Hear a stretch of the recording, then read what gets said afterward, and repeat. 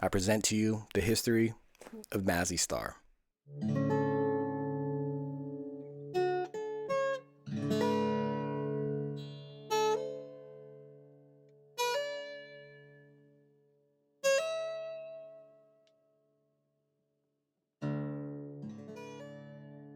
Mazzy Star's roots trace back to the mid-1980s in Los Angeles. A product of the Paisley underground scene, co-founder of the band David Roback was a prominent member of this collective of indie bands in Southern California, with a psychedelic sound heavily influenced by bands from the 60s like the Byrds and the Velvet Underground. Roback was involved with a handful of bands, like Rain Parade, in which he co-founded in 1981. After releasing one album with the band, Roback founded Clay Allison with his girlfriend at the time, Kendra Smith. They quickly changed the band's name to Opal and recorded 2 EPs, which gained some traction in LA. But while Roback was trying to make a name for himself and his band in the Paisley underground scene, a young singer named Hope Sandoval was quietly finding her voice across town in East LA. Along with her high school classmate Sylvia Gomez, Sandoval formed a folk duo called Going Home. With Sandoval on vocals and Gomez on guitar, they performed small shows and experimented with songs that reflected Sandoval's introspective, almost whispered vocal style. And it's probably safe to assume that Hope Sandoval's sole focus was making music at an early age and rejecting the conformity of society's standards. Being one of 9 siblings in a working-class family, Sandoval didn't have her eyes set on the education to mindless job applications pipeline. She got her first guitar at the age of 13 and was heavily inspired by the Rolling Stones and Syd Barrett. Sandoval's parents weren't necessarily present in her life. Both worked full-time and had 9 total children to keep up with. So instead of seeking attention from her family, she played hooky from school, she started to create music, and she snuck into club shows in the Los Angeles area. It's just like anybody else. Most people don't want to go to school. They just don't want to. It's not fun.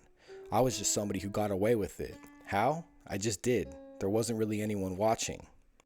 Her high school contacted her mother and gave her an ultimatum. Either Hope comes to school or the school will come to her. Well, she chose neither and dropped out and spent most of her time sneaking out of the house to see local bands play. Destiny seems to always play its part when playing matchmaker for strangers to collide and form musical creations with one another. And that is exactly what happened one night in 1983. Around this time, both Hope Sandoval and her best friend and bandmate Sylvia Gomez were playing shows around Los Angeles under their name, Going Home, opening for bands like Sonic Youth and Minutemen. Both girls were also devout followers of the Paisley underground scene, specifically David Roback's band Rain Parade and Opal. One night, the girls were attending an Opal show, and Sylvia Gomez snuck backstage and handed David Roback their demo tape in which he listened to, and he was blown away by Hope Sandoval's vocals. Roback soon after called Sandoval and offered to produce the duo's self-titled record along with playing guitar for them. Reminiscing on this, Hope Sandoval said, "I felt I was the luckiest person ever. I could not believe that he wanted to join our band. He called me and said, 'I really love your music and I want to play guitar for you guys.'" When I first started working with Hope, I always thought, wow, it'd be really fantastic to play guitar with Hope someday. And then when the time was right, we just started doing it. It just happened right away. We just started doing it. Though the Going Home album they recorded together was never officially released, the chance connection planted the seeds for something much bigger. The coming together of Roback's musical vision and Sandoval's singular voice, which would ultimately become Mazzy Star. Not long after David Roback began working with Sandoval's folk duo, his band Opal entered a state of upheaval. The band released their debut album Happy Nightmare Baby in 1987. A heavy psychedelic acid rock record, and began to tour to support it. But internal conflict became too prominent, which led to Kendra Smith abruptly leaving the band, literally walking off stage during a show in which they were touring with the Jesus and Mary chain. Roback needed a singer to finish off the tour, and the first person that came to mind was Hope Sandoval. Although Kendra Smith eventually resurfaced and performed a handful of additional shows, her departure soon became permanent. Roback then flew Sandoval out to Europe, officially bringing her into the band. Due to contract obligations, Opal toured with Hope Sandoval now as the lead singer for the next 2 years, and they completed the album Ghost Highway, which was made up of songs that were written by Kendra Smith and David Roback years prior. David Roback and Hope Sandoval's personalities both complemented each other. The two musicians were quiet, reserved, both described as aloof, and weren't chasing a rock star persona. Roback being almost 10 years older than Sandoval, the two were an unlikely musical duo coming from different backgrounds but meshed perfectly with each other. Roback saw a creative and talented light in Sandoval and could relate to her shyness, but also understood that she was capable of being a successful singer. We were both sort of alienated. That's what we had in common. All through the 80s, there was like this big party going on.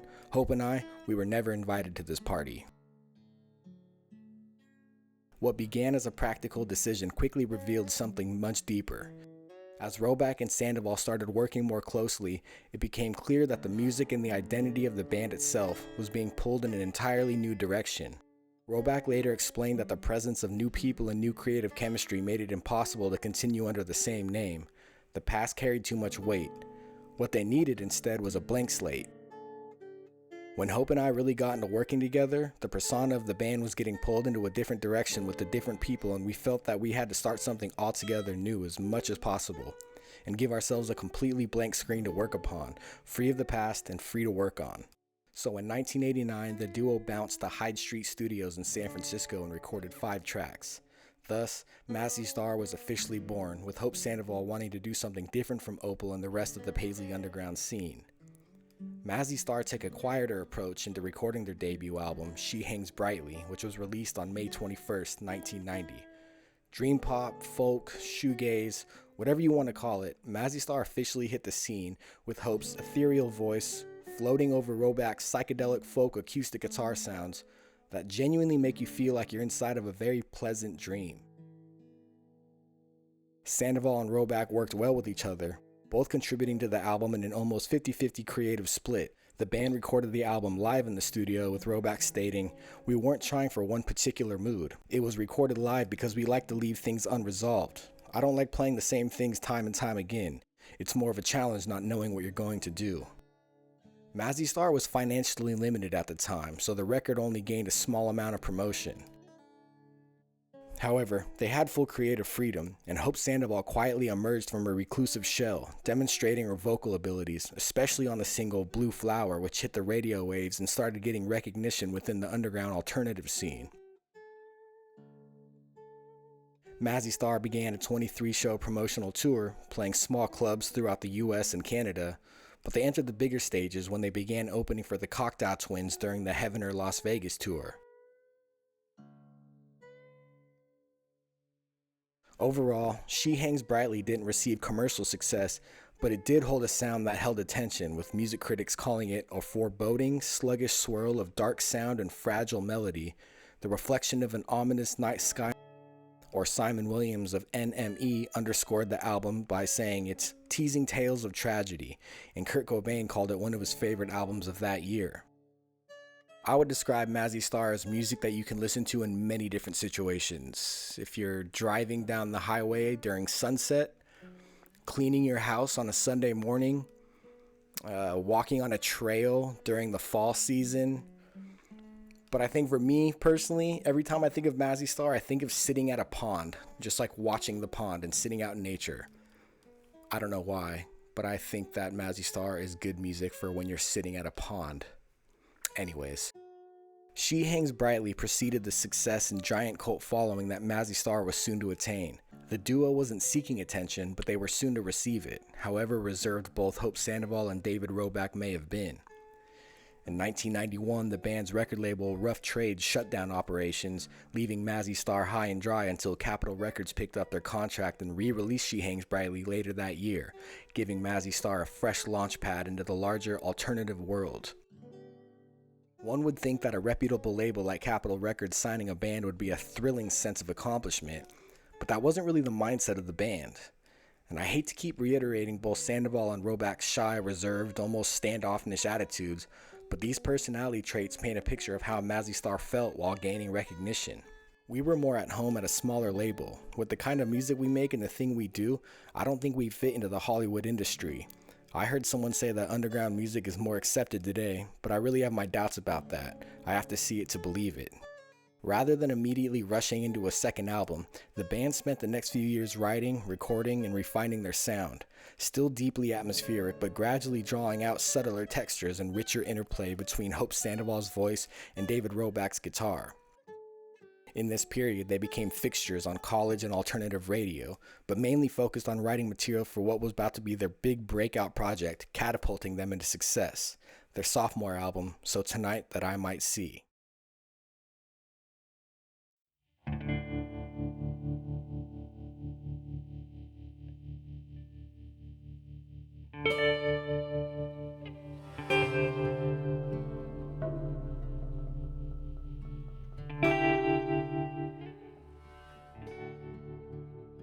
Sometimes the quietest, most introverted people have the most to say, but the way they express their thoughts and emotions doesn't usually come in conventional forms of communication.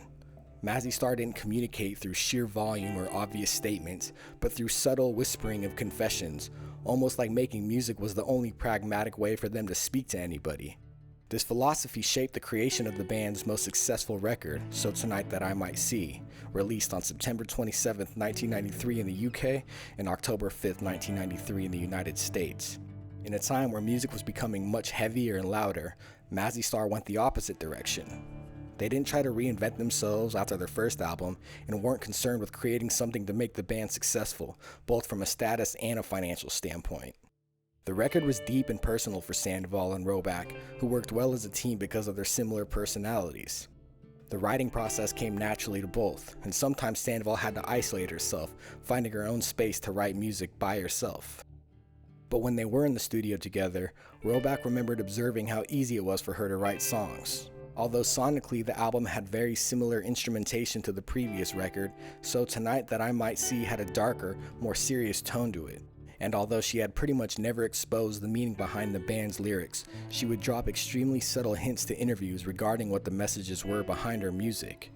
Speaking on the album, she said her and Roback both experienced certain things that changed their lives by the time they started to write and record.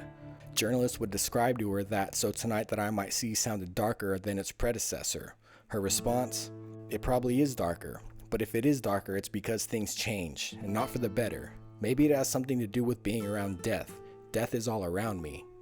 Music seems like dark to you, or what's the way you sing? Sometimes it seems dark, but I mean, that's part of life. I mean, that's part of reality. And sometimes life is dark, and so. And although Hope was essentially the face of the band due to her holding the responsibilities of being the lead singer, the attention on her wasn't something that she was too fond of. Primarily because of her shyness, but also because of the respect and the admiration that she had for David Roback. I like to sing, but it can be a problem because when it automatically makes you the front person for the band, even though you might not want that, even though your partner's just as responsible for everything, but everybody seems to focus on the singer. She also mentioned her dislike for front-person expectations on stage. I don't understand why people expect me to communicate with the audience. There's nothing wrong with me that I just come out and sing and don't speak and don't dance. After the album was released, Pitchfork magazine described Mazzy Star as a band that made music for those who implicitly know darkness is the reality of life.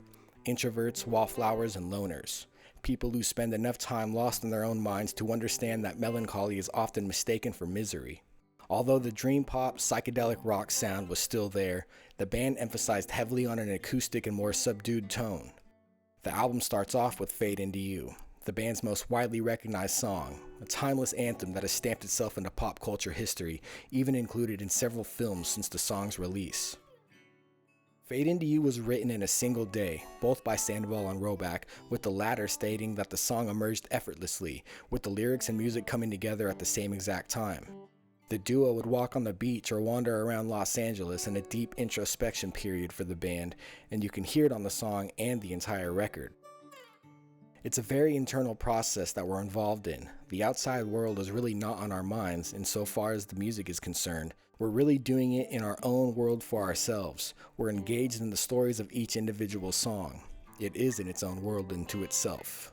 with lyrics like, I want to hold the hand inside you, I want to take the breath that's true, I look to you and I see nothing, I look to you to see the truth. Hope Sandoval was clearly talking about someone, some sort of love interest that she had, but the feelings weren't reciprocated.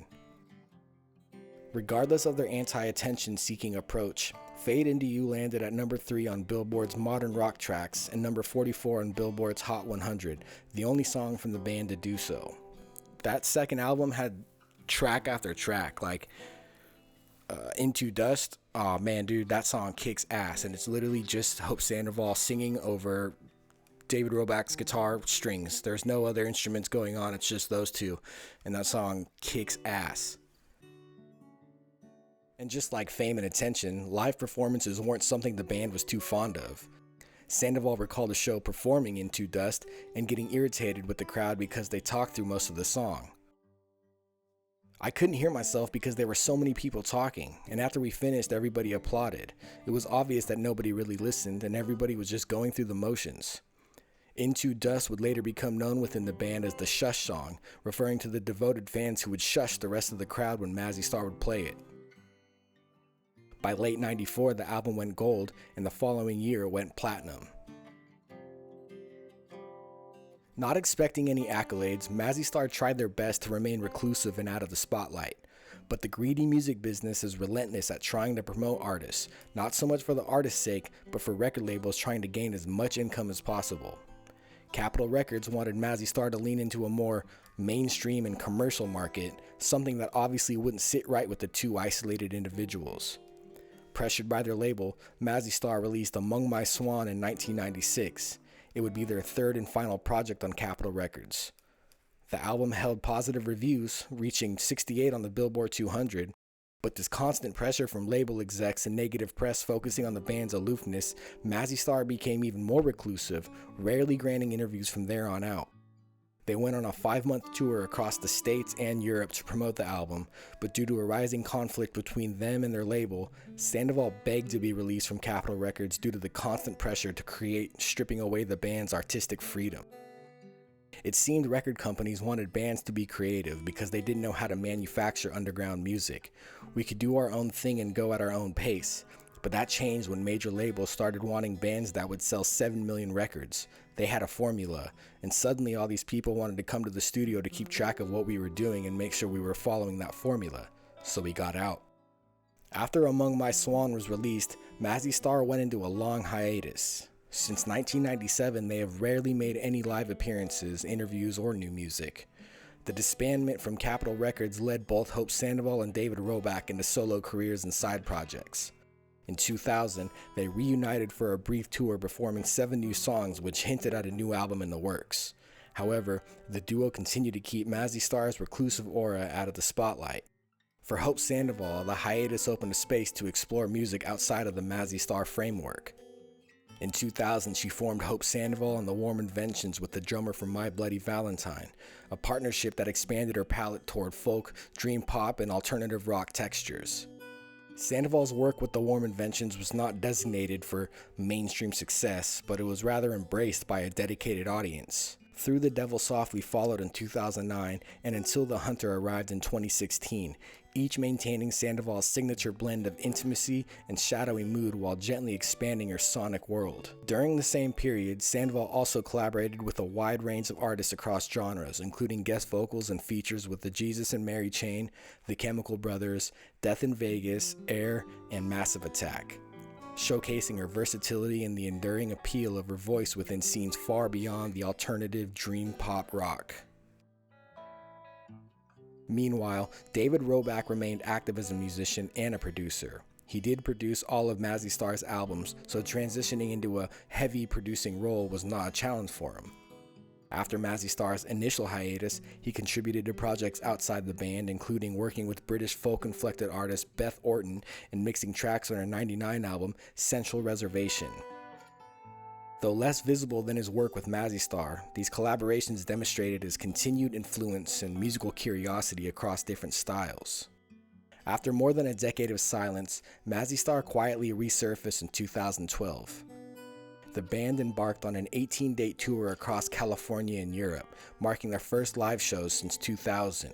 A new Mazzy Star album was ready to be released, with devoted fans waiting since '96.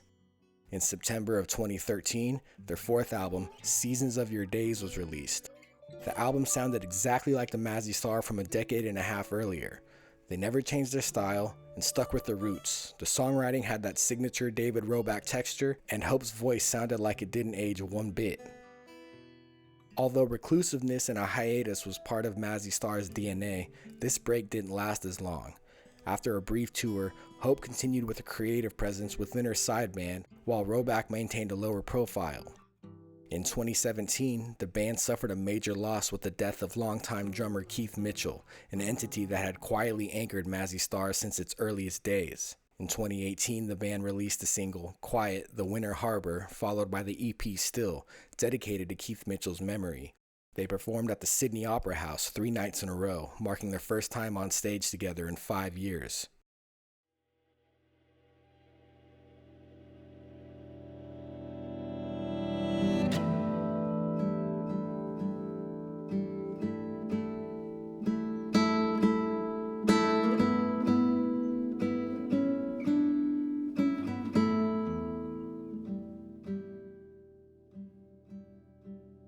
Although sentimental and refreshing to see these two bandmates remain close, still able to perform with each other, and still being able to create fresh music, sometimes tragedy can strike, a stark reminder that life does come to an end.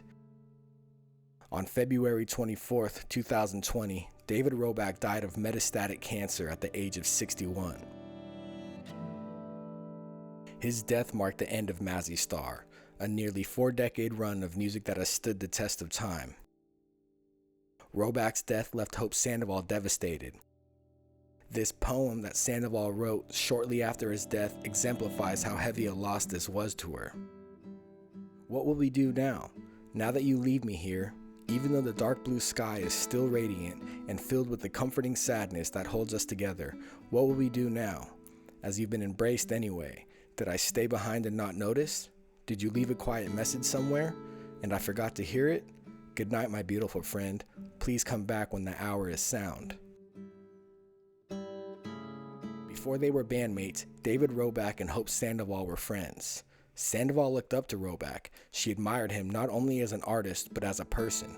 He saw something in her, and he gave her the opportunity to join him on his musical journey, which ended up meshing into a mysterious adventure of companionship and collaboration, creating music as a sense of self-expression, inadvertently resonating with millions of people worldwide. There was no intention of becoming famous and rich or bringing attention to themselves. At the end of the day, Mazzy Star was two friends, two like-minded individuals who pursued music from a creative, anti-corporation standpoint. Fade into You followed me around for years after I first listened to it, and maybe that's the mystery of the band. They don't force you to listen to them, they probably don't care, but when you do, they somehow have a way of sticking around in your mind. Mazzy Star.